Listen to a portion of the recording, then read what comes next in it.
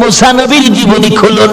মুসা আলাইহিস সালামের একজন উম্মত ছিলেন যার জীবনে নাফরমানি ছিল 200 বছর।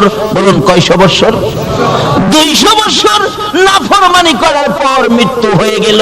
এলাকার লোকজন বলেন এত বড় নাফরমানকে দাফন করব না, গলায় রশি লাগাইয়া শেষরাইয়া ময়লার আবর্জনার মধ্যে ফেলে দিলেন। একদিন চলে গেল, কিছু হয় না। 2 দিন চলে গেল, কিছু হয় না। 3 দিন পার হয়ে গেল। আমার আল্লাহ ডেকে, মুসা রে, ওই ময়লা আবর্জনার মধ্যে আমার একজন বন্ধু বসে আছে, আমার বন্ধুটাকে আইনা কাফন দাফন করো, আমার বন্ধু ময়লার মধ্যে পড়ে আছে। মুসা নবী বলেন, প্রভু গো, আপনার বন্ধু ময়লার উপরে কোন জায়গায়? ঠিকানা দিলেন। না না না, এত নাফরমান, 200 বছর পর্যন্ত নাফরমানি করছে। যার জীবনে ভালো কোনো কাজ করে না, খারাপ কোনো কাজ পাইলে ছাড়ে না, সেই ব্যক্তি। আল্লাহ বলেন, ও মুসা শোনো, তোমরা দেখেছো 200 বছর নাফরমানি করেছে, আর গভীর রাত্রে আমার ওই বন্ধু একটা কাজ করেছে রে, যেই কাজটা দুনিয়ার কেউ দেখে নাই, আমি আল্লাহ দেখছি। বলেন কি কি কাজ?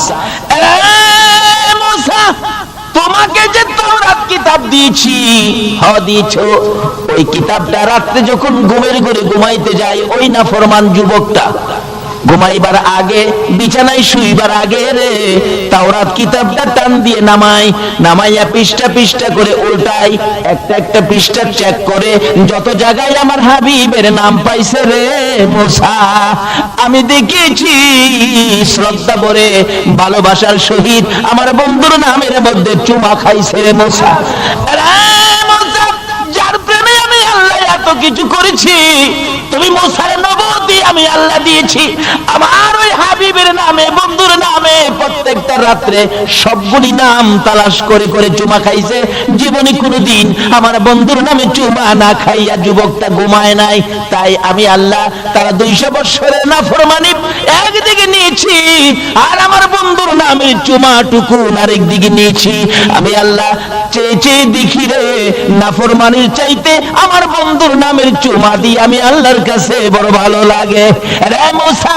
আমার বন্ধুর নামের চুমার খাতিরে আমি তার 200 বছরের নাফরমানি ক্ষমা করে দিয়েছি। যে নবীর নামের ভালোবাসার চুমাই মুসা নবীর উম্মত 200 বছরের নাফরমানি করে আমার নবীর নামের চুমা দিয়ে ক্ষমা পেয়ে যায়, এই নবীর ভালোবাসায় কিছু করলে বলুন আমরা ক্ষমা পাইব কিনা? বাবারা আসুন সেই জায়গাটা চিনি। তাই বলতেছিলাম, আল্লাহ নবী বলেন কবরের মধ্যে বড় বড় বিচ্ছু, পাকিস্তানের ঘটনা 91 সনে। বলতেছেন, বাবা যুবক, ও বাবা যুবক, পাগলামি করো না, এই যে দেখো কবরের অবস্থা, এই কবরেই তাকে দিতে হবে। লাশটা কবরে নামায়া দিলে বিচ্ছুগুলো কাফনের কাপড়ের উপর দিয়েই এমন জোরে কামড় দেয়, হাড্ডিগুলো টাইনা টাইনা খুলতেছে, কিন্তু কেউ কিছু করার সুযোগ নাই। আল্লাহর ওলি বলেন তাড়াতাড়ি করে তোমরা মাটি দিয়ে দাও। বাবারে, যেই কবরে বিচ্ছু হাড্ডি খুলবে, এই কবরে আমাদের প্রত্যেকের যাইতে হবে কিনা বলুন তো? মা খাদিজা বলেন, ইয়া রাসূলুল্লাহ, এই কবরে যেতে আমার ভয় করে। নবীর আদরের বিবি হইয়া, সকল মুমিনের মা হইয়া রে, কবরে যাইতে ভয় করে রে। আমরা তো জীবনে কোনোদিন কবরের চিন্তা করলাম না। মা খাদিজা বলেন, হুজুর আমি কবরের চিন্তায় কান্দি, কবরে কিভাবে মুনকির নকিরের সওয়ালের জবাব দিব, কবরে কিভাবে একা থাকবো, কবরে কেমনে এ ভয়ে আমি কাঁদতেছি। রাসূল বলেন, খাদিজা কাঁদো না, আমি রাসূল তোমার পক্ষে আছি। খাদিজা বলেন, ইয়া রাসূলুল্লাহ, খালি পক্ষে থাকলে হবে না, আমার সাথে 3টা কথা ওয়াদা দেন, তাহলে আমি কান্দা থামাবো। কি কথা? 1 নম্বরে হলো আপনার একটা পাঞ্জাবি মুবারক দিয়ে আমার কাফন পরাবেন।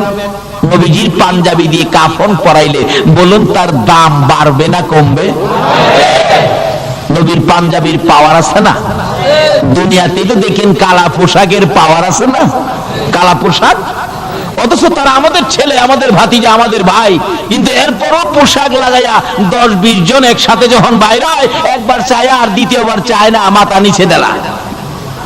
চিনছেন তো কার কথা কইতেছি? অথচ আমাদেরই ভাই তারা, আমাদেরই ভাতিজা, আমাদের ছেলে, কিন্তু কালা পোশাকে এদের পাওয়ার বাড়াইছে না কমাইছে? খাদিজা বলছে, নবী গো, আপনার একটা জামা আমার গায়ে লাগাবেন। বলুন, নবীর জামা যার গায়ে লাগবে তার পাওয়ার বাড়বে না কমবে? কবরের ভয়ে খাদিজা বলতেছেন নবীজির একটা পাঞ্জাবি দিয়ে কাফন। রাসূল বলেন ঠিক আছে। আর দ্বিতীয় কথা কি, নবী গো আপনি আমাকে যে কবর শোয়াবেন, আমাকে শোয়াইবার আগে আপনার শরীর মোবারক দিয়ে এই কবরটা একটু মরাইয়া দিয়ে আসবেন। আচ্ছা ঠিক আছে। তৃতীয় কথা, হুজুর মুনকির নকিরের সওয়ালের জবাব আমি খাদিজা দেওয়ার সাহস রাখি না, নবীর বিবি হইয়া সাহস রাখে না, আমরা কিভাবে জবাব দিব? তাই কবি বলেছেন, কবরের হালত যদি জানিতাম, ঘরবাড়ি সারিয়া পাগল হইতা। কবরের খবর তো নিলেন না, সব ছেড়ে পাগল হয়ে যেত। তিন নম্বর প্রশ্ন হলো, আমাকে দাফন করার পর সবাই যখন চলে যাবে আমাকে কবরে ফেলে, আল্লাহর বন্ধু গো আপনি নবী যেতে পারবেন না, আমার পাশে থাকবেন। মুনকির নকির আসলে মুনকির নকিরের সওয়ালের জবাব আপনি দিবেন, আমি সাহস রাখি না। রাসূল বলেন ঠিক আছে, তিন কথা রাখলাম।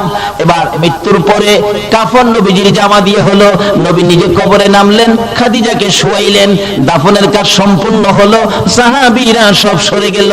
আমার নবী খাদিজার মাথার পাশে বসে আছে। 10 মিনিট চলে যায়, মুনকির নকির আসে না। আধা ঘন্টা চলে যায়, মুনকির নকির আসে না। বলুন আমরা কবর শোয়াইলে মুনকির নকির কয় ঘন্টা পরে আইব? কয় কদম? মাশাআল্লাহ, এটা কিন্তু সব জায়গাতে এটা সিস্টেম নিয়ম। কয় কদম? 40 কদম যদি আপনি নাও দেন, কবরের পাশে বসে থাকেন, তবু মুনকির নকির, কিন্তু নিয়মটা হলো 40 কদম, অর্থাৎ 40 কদম কবরের কাজ সম্পূর্ণ করে কবর থেকে 40 কদম দূরে যাইতে যেটুকুন সময় লাগবে, এটুকুন সময় পার হওয়ার পরেই মুনকির নকির কবরে আসবে। আপনি কবর ছাড়েন বা নাই ছাড়েন, একেবারে সেনাবাহিনীর প্রধান যদি থাকে, 1 ব্যাটালিয়ন সৈন্য মোতায়েন করা হয়, তবু মুনকির নকির ফিরানো যাবে না। আয়েশা হাজির,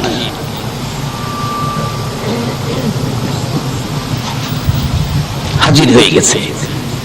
40 কদম দূরে যাওয়ার সময়টুকুন থাক পার হবে, এরপরে কবরে মুনকির নকির আসবে। কিন্তু আধা ঘন্টা পার হয়ে গেল, রাসূল তো বসা, আসতেছে না। ব্যাপারটা কি? রাসূল তো ভাবতেছেন কি ব্যাপার, এখনো আসতেছে না। আমার আল্লাহ কয়ে, জিবরাইল রে যা রে যা, আমার বন্ধুর কাছে যা। খবর দিয়া সবাই হাজির হয়ে গেলেন।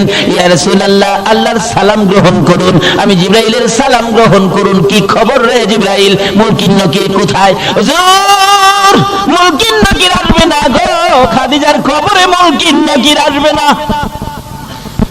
জিবরাইল কেন আসবে না?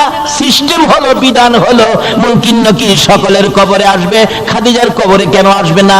জিবরাইল বলেন, ইয়া রাসূলুল্লাহ, না আসার কারণ হলো খাদিজা যেদিন মুনকির নকিরের প্রশ্নের জবাব সওয়ালের ভয়ে যেদিন দুনিয়ার মধ্যে কান্নাকাটি করেছে, কবরের ভয়ে যেদিন দুনিয়ার মধ্যে খাদিজা কান্নাকাটি করেছে, হুজুর খাদিজার চোখের পানি দেখে গো আমার আল্লাহর বড় মায়া হয়েছে। আমার আল্লাহ বলেছে, রে জিবরাইল আমার বন্ধুর কাছে যা রে, খবর পৌঁছে দিয়াই খাদিজার মুনকির নকিরের প্রশ্নের জবাব আমার বন্ধুর দিতে হবে না, আমার বন্ধুর দিতে হবে না, কষ্ট করতে হবে না। খাদিজা যেদিন কবরের ভয়ে চোখের পানি ছেড়ে ছেড়ে কাঁদছিল, খাদিজার চোখের পানি দেখে রে আমি আল্লাহর বড় মায়া হয়েছে রে মুনকির নকিরের সওয়ালের জবাব দেওয়ার জন্য। আর আমার বন্ধুর কষ্ট করতে হবে না, আমার বন্ধুর কানে খবর দে, খাদিজার কবরের মুনকির নকিরের সওয়ালের জবাব আমি আল্লাহ নিজেই আদায় করে দিয়েছি। কখন দিয়েছে? যখন এই বয়ে কাঁদছিল। বলুন কবরের বয়ে কাঁদছেন এমন কেউ বলতে পারবেন? পারবেন না। তাই কবি বলেছেন, কবরেরও হালত যদি জানিতা, ঘর বাড়ি সারিয়া পাগল হয়ে যাইতা। সেই কবরের খবর নিলাম না। এই কবরের বিপদ থেকে বাঁচতে গেলে আখিরি নবীর উম্মত হন। তার সাথে সাথে আরেকটা ব্যাপার আছে। সেই ব্যাপার কি? আমার নবী একদিন সাহাবীদেরকে নিয়ে রাস্তা দিয়ে চলছেন, হঠাৎ নবীজি দেখে একটা কবরের ভিতরে আযাব। বলুন, কবরের আযাব আমার নবী দেখে কিনা? রাসূল বলেন, সাহাবীরা তোমরা হাত বাড়াও, দোয়া করি আমার উম্মতের কবরে আযাব। হাত বাড়ালে, আল্লাহ আমার উম্মতের কবরের আযাব বন্ধ করে দাও। জিবরিল এক, হুজুর আপনি দোয়া করলেও আযাব বন্ধ হবে না।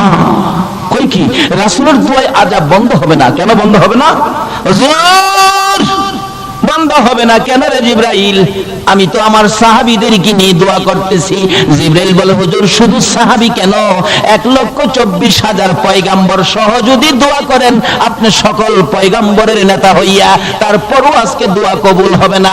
আরে জিবরাইল কেন কবুল হবে না? হুজুর আপনার এই উম্মত তার মায়ের কলিজায় আগুন দিয়া কবরে শুইছে, যতক্ষণ পর্যন্ত তার মা তাকে ক্ষমা না দিবে গো, ততক্ষণ পর্যন্ত রাসূলের দোয়া কবুল হবে না।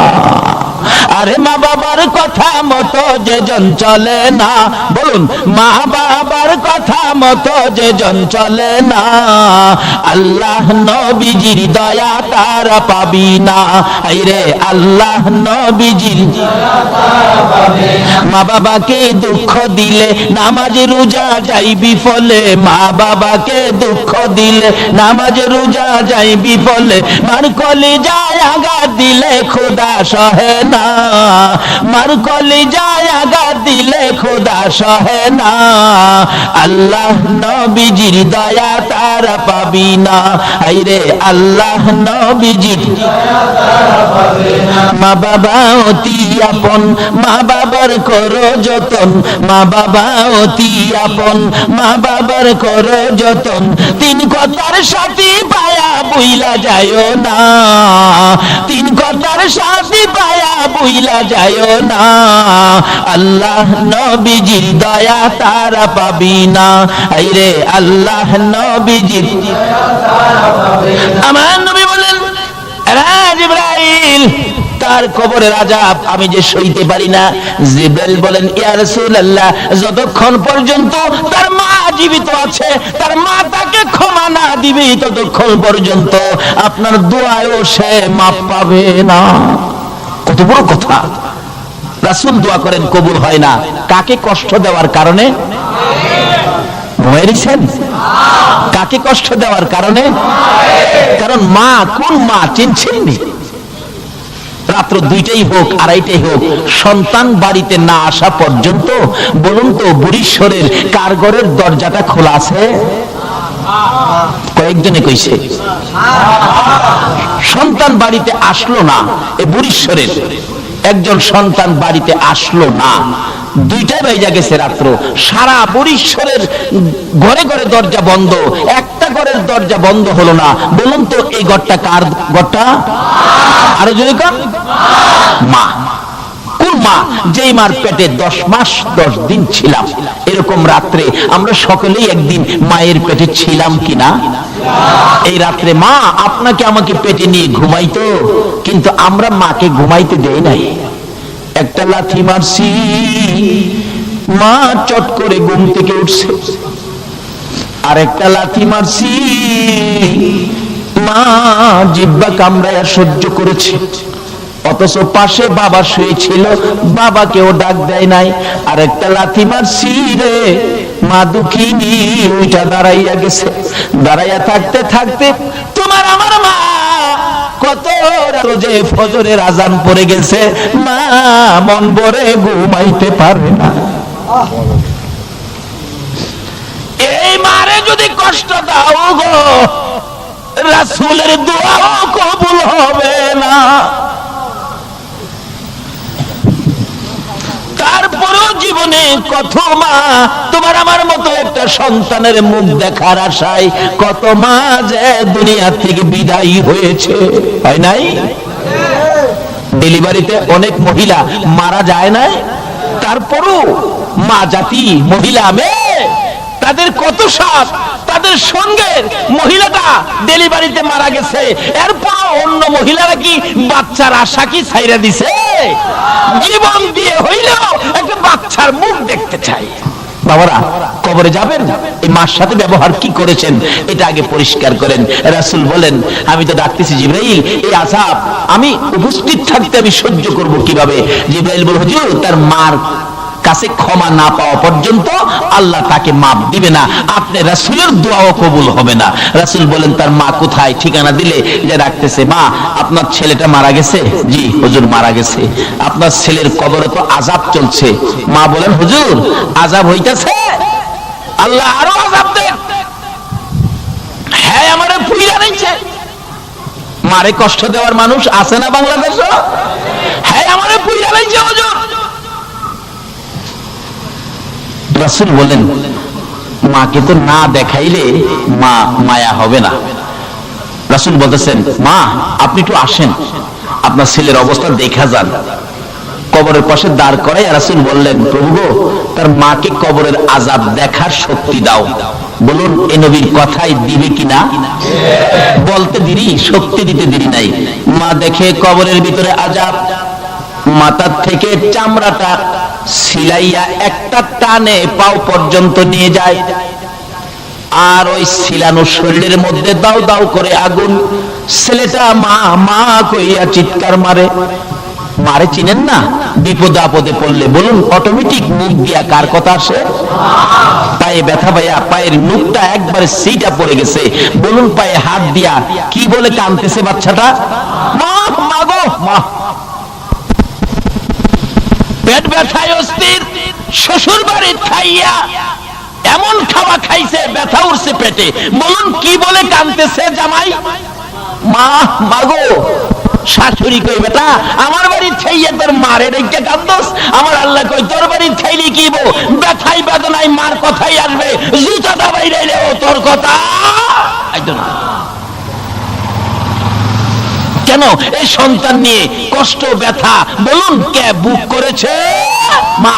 এই জন্য ব্যথায় বেদনায় পড়লে কার কথা মুখ আসে? মা। হুজুর, বাবার কথা কইতেন না? বাবা কি কম কষ্ট করছে, রোজগার করে খাওয়াইছে না? বাবার কথা আসে একবার, কোন সময়? ব্যথায় বেদনায় না। দেখবেন এই বৃষ্টি বাদলের দিন সকালবেলা ঘর থেকে ওইটাই দেখে উত্তর দিক দিয়ে এমন আকাশে মেঘ জমেছে, একবারে কালো অন্ধকার হয়ে রয়েছে। ঘুম থেকে ওইটা এই কালো হাঁসটা দেখা বলুন তো কি বলতেছে? বাবা রে বাবা। দিনের হাঁস দেখলে বাবার কথাই গিয়ে, কিন্তু ব্যথায় বেদনায় বাবার কথা, বলুন কার কথাই? মা। রাসূল বলতেছেন, আল্লাহ তার কবরের আযাবটা দেখার শক্তি দাও। মা দেখতেছে ছেলেটা সমস্ত শরীরের চামড়া নাই, জাহান্নামের আগুন দাও দাও করে জ্বলতেছে।